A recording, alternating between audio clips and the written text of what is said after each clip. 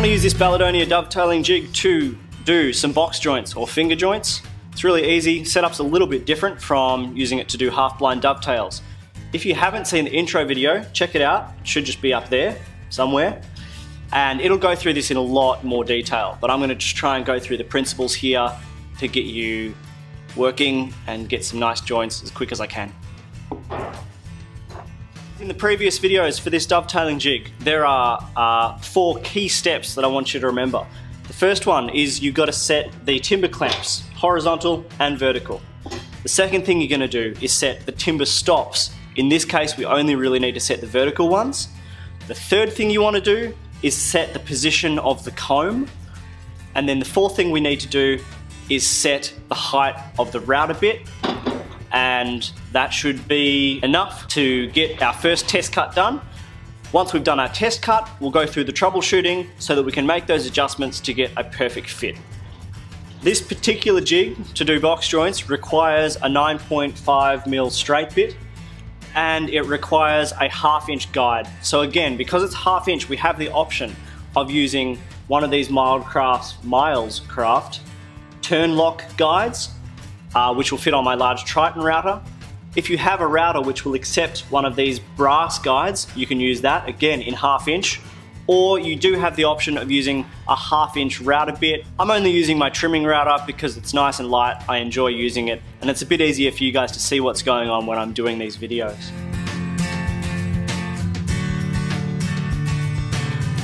So, because of the length of this straight bit, we actually need to raise this comb up off the surface of the wood. The reason for that is we only need this to go as deep into the timber as our timber is thick. So I'm using 19mm stock, so I only need it to be 19mm deep. But because I also need the bearing or the guide to touch the comb, it means that I need to put a spacer to raise that comb up so that I can get that relationship between bearing touching the comb and depth of bit being exactly 19mm. In this case, to get that space correct, I'm going to put some 19mm stock. This is not my work, it is just scrap, in the top face like this. And then I'm going to have to put some spacers in. Now the spacers I've chosen is just some 9mm ply. So I need to loosen off my clamps to fit those in on both sides, make sure they're even and that you're getting good clamping friction.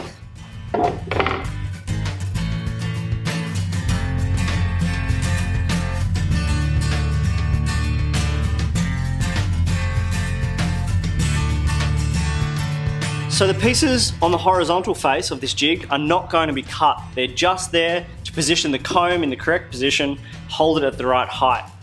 Our actual work pieces, which will be cut, are only held on the vertical face for this application.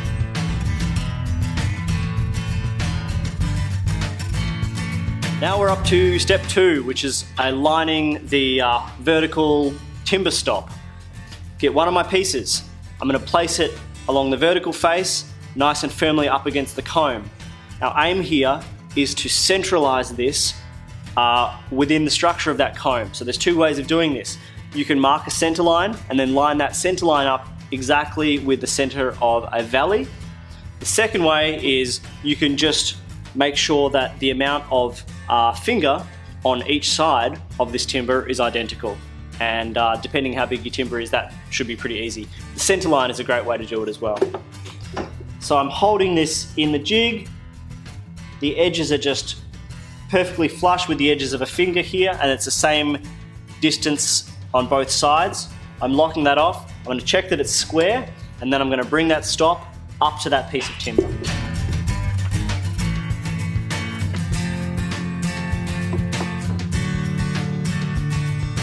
Now that we've done the left-hand side, we need to do the right-hand side. Now this is, again, kind of the same, but kind of a mirror image. We need that center line on our workpiece. Instead of lining up exactly in the center of the valley, we need this one to be exactly in the center of a finger.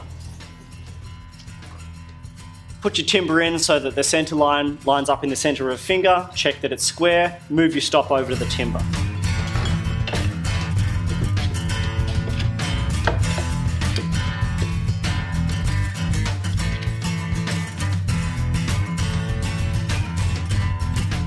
third step in our fabulous 4-part plan is we need to make sure the comb is positioned so that you have enough depth to pass the router bit all the way through the timber. Now, because the only bits we're cutting are placed on the vertical face of this jig, what happens with the cutting bit behind this piece is really inconsequential. We do want some timber behind there to prevent tear out, so that's why we have these pieces up on the horizontal face. But if the router bit cuts into them, it doesn't matter. Now, in terms of how much space we need behind this, we just need to make sure that the full width of this round bit can pass all the way through the timber. Now, there is a specific amount of that, but you can basically eyeball it. So I'm just going to put one of my boards in place, loosen off my comb, and bring it forward, making sure that if I was to hold the router bit in that guide, that all of the width of it would have passed through the timber. And then I'm going to lock that off.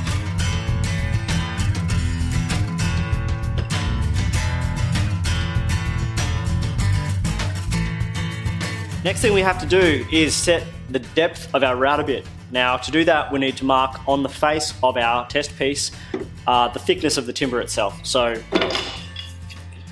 put that down, use a piece of the timber, mark that off. Now we need to place this into the jig. Now, we don't place this all the way up underneath the comb, we actually need to place it up to the underside of the spacer so that it's only protruding 19mm above the face of the jig. I'll show you what I mean.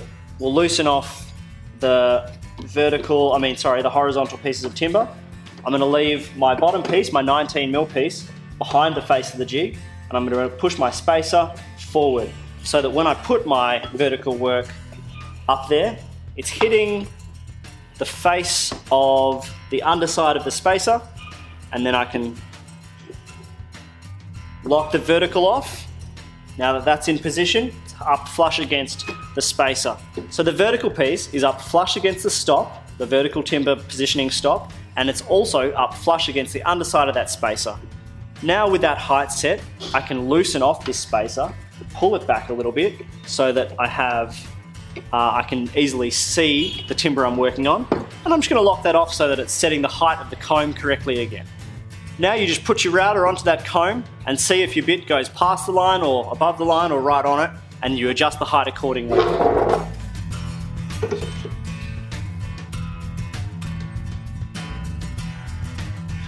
Okay, so we've set the depth on our router bit correctly. Now we just need to put the timber in position to reduce tear out, and we'll also use this depth stop bar to prevent the router going too deep and damaging the jig itself. So, first of all, we want our pieces on the horizontal face to be hard up against our vertical pieces to prevent tear out.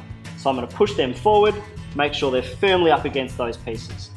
Now these spacers, they're there to provide a vertical gap, which we need, but they don't need to be interacting with the work in any meaningful way.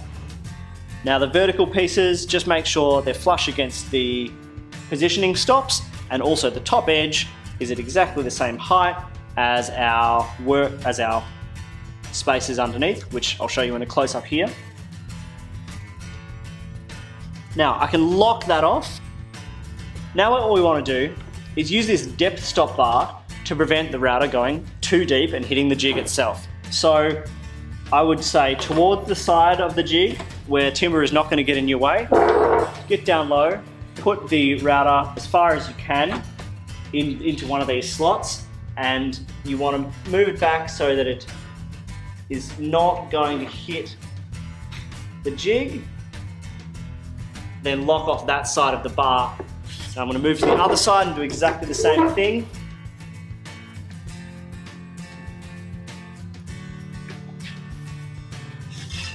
Okay, so that means that our router bit won't be hitting our jig.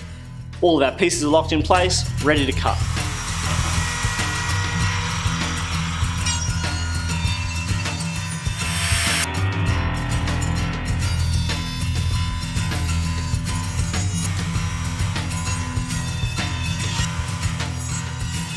So, done our first cut, now we're up to troubleshooting and re-cut. So, put them together take them off the jig and put them together like so.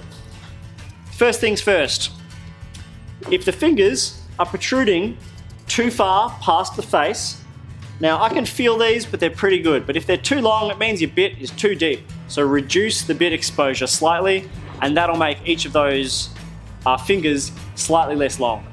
If your fingers aren't deep enough, you need to make the bit longer or expose it a little bit more past the jig. Second thing, if when you put these together, you have a big ugly step here like I do, it means that you need to remove one of your timber positioning stops. Now, I put this back in and I had another look, and my center line actually is not central to my finger. Now, I don't know what I did wrong, but I need to remove that so that it is central again, and then that should fix that problem, so I'll give that a shot. Third thing, if your joint feels really loose, it means that your router bit is actually too wide. There's not a setting here that will fix that. So you'd need to make sure you have the correct bit. If the bit is very worn, it would mean the bit is slightly smaller, and it might mean your joints are way too tight. But again, get yourself the right bit. A nice fresh one should give you a really good clean fit. So I'm going to correct that right hand timber positioning stop. I'll do another test cut. Hopefully it works this time perfectly.